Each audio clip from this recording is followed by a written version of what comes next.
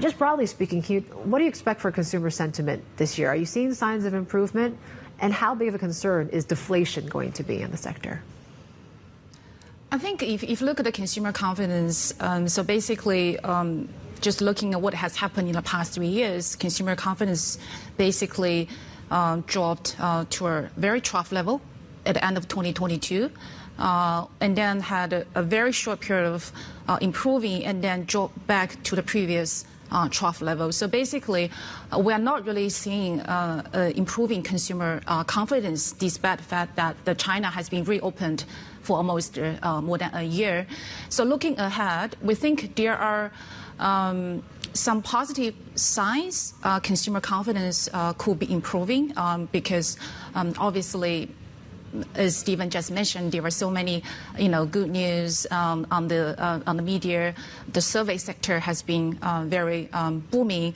So I think that's the positive signs. But on the other hand, there are also negative factors. For example, the job market just started to improve probably since the first quarter of this year. Income outlook is still pretty gloomy.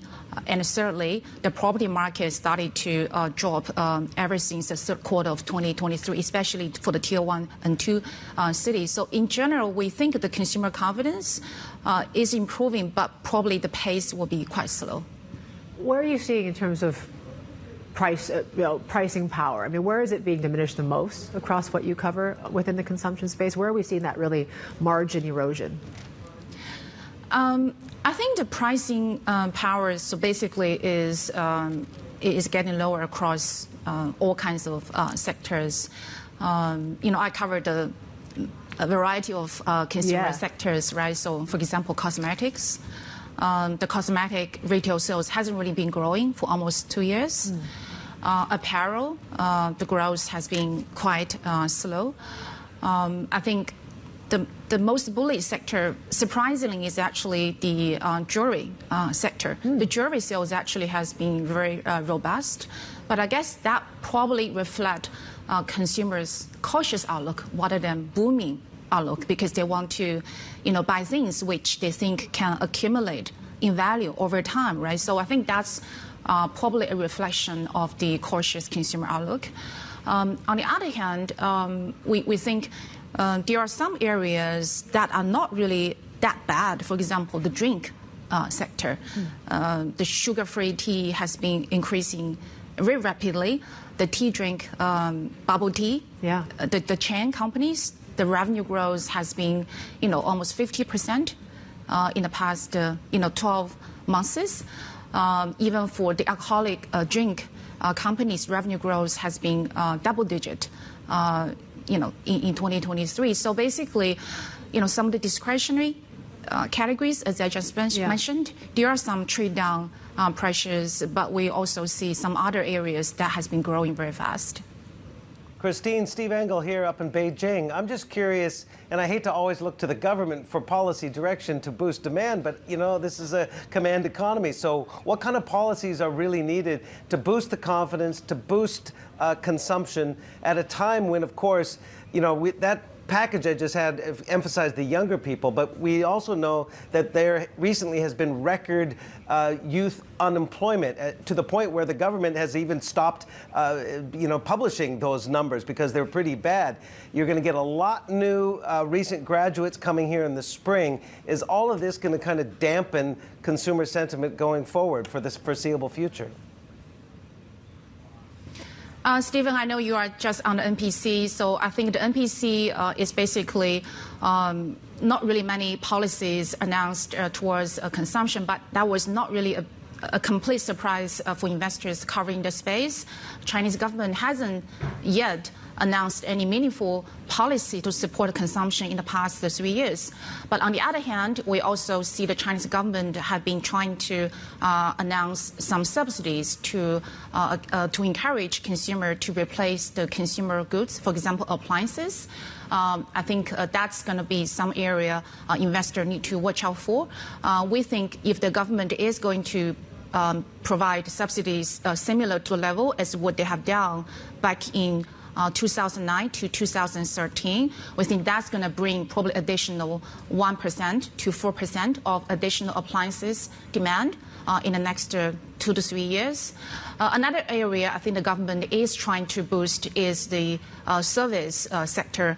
Stephen, you just mentioned the young people unemployment rate has been quite high. I think to attract young people to job market, you need to provide them a service sector rather than the traditional, for example, construction or even manufacturing sector. So I think the service sector will be an area the government is trying to boost in the future.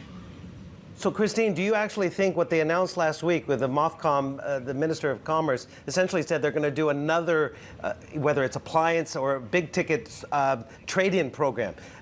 Most people I've talked to says it's an old playbook trick, and it won't necessarily have meaningful impact unless it's actually equipment at factories trading in and this and that. Do you think it will have a sizable and meaningful impact, this program? So we think the impact will not be substantial. I think the incremental volume increase, for example, for appliances is going to be 1% to 4%. But having said that, the appliances demand is presumably driven by the replacement demand. For example, for major appliances, 80% of the demand is actually replacement demand. So if the government can provide subsidies to boost the replacement demand, that could be an upside for the appliances demand in the next 2 to 3 years. But having said that, as I mentioned, there's not really much expectation from investors from the NPC meeting towards consumption. There seems to be this, where we're seeing the growth is really the low-tier cities. And it seems to be a key growth for retailers. We've seen consumers also, maybe they're stable, the income's a bit more stable on that front. Can we expect spending from some of these lower tier cities? Can it offset what we're seeing, maybe the weakness in the top tier cities? I think that's possible, right? If you look at China, we always say tier 1 cities or tier 1 and 2 cities is only, say, like 20 or 30% of the overall economy. We got still 70-80% of GDP contributed by lower tier cities. And if you look at the population, that's even more extreme. The tier 1 cities, we're talking about probably 100 million population. That's, say, like, 6 or 7%. Of the total population.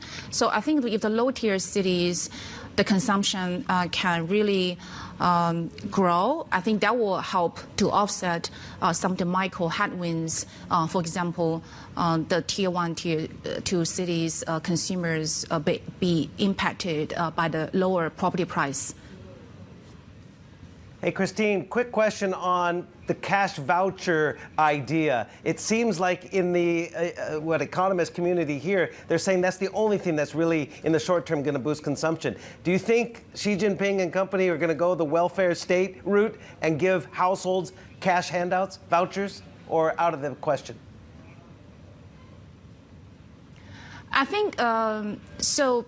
Investors have been hoping for this kind of cash voucher thing in the last, I would say, 3 years, especially in 2022, when the whole country is in serious lockdown, but it didn't really happen. So I think going forward, as I said, the overall consumption actually has been stabilizing or expect to improve. I don't think the government is going to provide vouchers.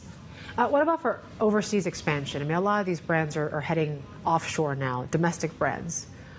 Is that a new trend that you're seeing? What sort of sectors and brands do you think are going to be beneficial to that? That's been a very big trend. To be honest, if you look at what companies have outperformed, it was really those companies that have been trying to growing very rapidly in the overseas markets. I think out of all the spaces we covered, durable goods like appliances will benefit from that trend. We do have companies that have already had 70% of the revenue coming from out of Chinese markets. From across the world, like Europe, US, or even Southeast Asian markets. The retailers might also benefit as well. I think because they have been trying to replicating the same model, which they have been doing so well in China and to other countries, and look like that has been working very well.